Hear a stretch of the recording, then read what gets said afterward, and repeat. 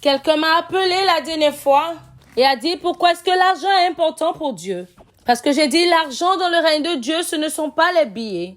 Si vous étudiez Lévitique 27, lorsque Dieu évaluait l'armée israélite, il évaluait leur force par l'argent. Il a dit que si un enfant est âgé de mois à 5 ans, si c'est une fille, son estimation sera de 3 cycles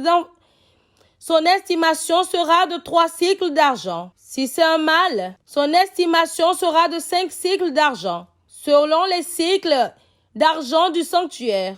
Il dit que si un enfant a de 5 à 20 ans, si c'est un mâle, son estimation sera de 25 cycles. Et si c'est une fille, elle est de 10 cycles. Il dit que si un enfant a entre 20 et 60 ans, alors la force d'un homme était calculée par l'argent.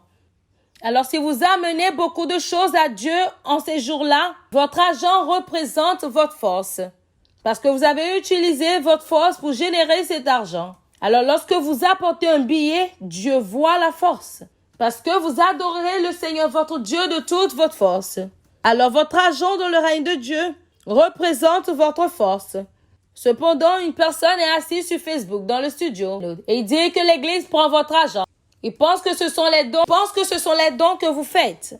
Parce que votre argent est votre force, votre argent est également votre adoration. Pour cela que si vous touchez l'argent de Dieu, il vous tue. Parce que votre argent est adoration devant les yeux de Dieu. Parce que votre argent est une adoration aux yeux de Dieu. Parce que votre argent, c'est votre sang. Cela est venu de votre dur labeur.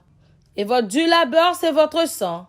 Dans la devise de l'esprit. Alors lorsque vous travaillez dur, cela est changé par l'argent. Lorsque vous apportez cela devant Dieu, Dieu voit cela comme adoration. Dieu voit également votre argent comme témoignage de foi. Parce que lorsque vous travaillez dur pour avoir de l'argent et vous présentez cela à Dieu, vous dites à Dieu que vous ne dépendez pas de votre dur labeur pour survivre, mais que vous dépendez plutôt de lui pour survivre. Alors Dieu juge votre argent comme votre foi. Mais si quelqu'un n'a pas la lumière, il peut s'asseoir et vous dire « Arrête de donner à l'église, ils volent ton argent. » Et parce que vous aussi, vous n'avez pas la lumière, vous direz que ce que cette personne dit a de sens. Que votre lumière s'est transformée en ténèbres. Et vous penserez que vous êtes sage jusqu'à ce que vous allez dans l'éternité. Et vous découvrirez maintenant qu'aucun franc que vous ayez donné n'allait au pasteur ou à la construction. Tout ce que vous avez donné dans le règne de Dieu, cela s'accumulait pour vous à Sion. Alors Dieu voit cela sous un autre angle. Et lorsque nous venons dans la présence de Dieu, nous commençons à voir de là où Dieu voit. Il a également dit à la personne que la raison pour laquelle Dieu valorise l'argent à cause de comment nous l'utilisons. La manière dont nous utilisons l'argent aide Dieu à voir notre cœur. Pour cela qu'il a dit que là où les trésors d'un homme se trouvent, là se trouve son cœur. Alors lorsque Dieu vous bénit avec de l'argent, il essaye d'étudier votre cœur. Alors le livre que Dieu lit pour comprendre le cœur de l'homme, c'est le profil de dépense. Alors lorsque Dieu voudrait étudier votre cœur, il vous donne de l'argent. Si l'argent va dans la vanité, il saura maintenant que votre cœur est plein de vanité. Parce que dans Jérémie 17, verset 10, il dit que moi, le Seigneur, j'éprouve le cœur. Parce qu'il dit, moi, l'Éternel, j'éprouve le cœur, je sonde les reins, pour rendre à chacun selon ses voies, selon le fruit de ses œuvres. Si votre argent va seulement dans vos besoins, cela veut dire que vous n'avez pas foi en Dieu. Si votre argent va dans les plaisirs, il sait que votre cœur est pour les plaisirs. Parce que vous pouvez être pauvre et prier pour 7 heures de temps tous les jours. Cela ne veut rien dire jusqu'à ce que vous ayez de l'argent. Si vous avez de l'argent et vous pouvez prier pendant 7 heures de temps, cette prière a maintenant de la stature. Alors Dieu utilise votre argent pour étudier votre cœur. Il faut également de l'argent pour que le royaume avance, progresse. Alors Dieu voudrait également voir au point où vous semez. Vous pouvez venir sur l'autel de prière et dire « Tout ce que je possède t'appartient. » Mais pendant que vous finissez de chanter, Dieu vous donnera de l'argent pour réaliser si vraiment tout ce que vous possédez lui appartient. Et le signe sera, tu te souviendras de l'Éternel ton Dieu parce que c'est lui qui te donne la force d'acquérir toutes ces richesses pour que tu établisses. Alors si votre argent n'établit pas le royaume, cela veut dire que ce son ou cette chanson que vous avez chantée est un mensonge.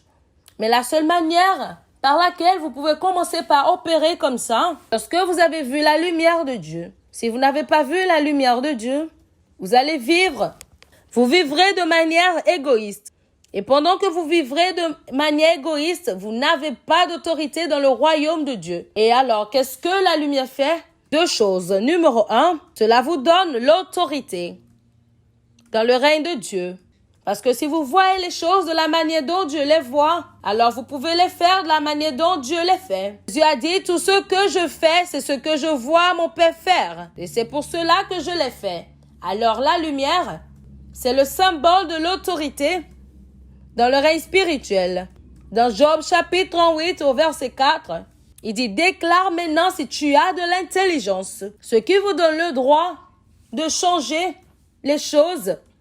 Ce qui vous donne le droit de parler, de changer les choses, c'est la mesure de lumière qui est en vous. Si vous n'avez pas de lumière, vous n'avez pas d'autorité dans le règne de Dieu. Ce qui donne aux hommes la puissance et l'autorité dans le règne de Dieu, c'est la lumière avec laquelle ils marchent. Dans Jean chapitre 1, verset 4 à 5, il dit que la lumière brille dans les ténèbres. Et il dit que les ténèbres ne l'ont point reçu. Toutes les fois que la lumière vous parvient, vous devenez une autorité. Alors la manière dont Dieu renforce ses serviteurs, c'est qu'il permet à sa lumière de briller au travers d'eux. Vous savez que la lune n'a pas de lumière. La lumière de la lune. Mais la lune est le gouverneur des ténèbres. Alors la raison pour laquelle la lune est le gouverneur des ténèbres, c'est parce que cela tire la lumière du soleil. Et la raison pour laquelle la lune est le gouverneur des ténèbres, c'est parce que la lune puise sa lumière du soleil. Et la raison pour laquelle nous aussi nous vivons et nous exerçons l'autorité sur la face de la terre. Parce que toutes les fois que nous interagissons avec la lumière de Dieu, nous commençons à exercer l'autorité. Et Job a dit dans Job chapitre 9, et dites, prenez note. Et Job a dit dans Job chapitre 29 et verset 3 que par la lumière j'ai marché à travers les ténèbres. Est-ce qu'il y a quelque chose dans votre vie qui défie votre expérience chrétienne? C'est parce qu'il n'y a pas de lumière dans ce domaine. Alors le remède à ce problème, c'est de visiter encore la présence. Parce qu'au moment où la lumière vient, l'autorité est donnée. Deuxième chose que la lumière fait, c'est que cela écrase l'ennemi. Le diable demeurera le tyran dans votre vie jusqu'à ce que la lumière arrive. Et au moment où la lumière vient, sans que vous ne parliez, le diable s'enfuira.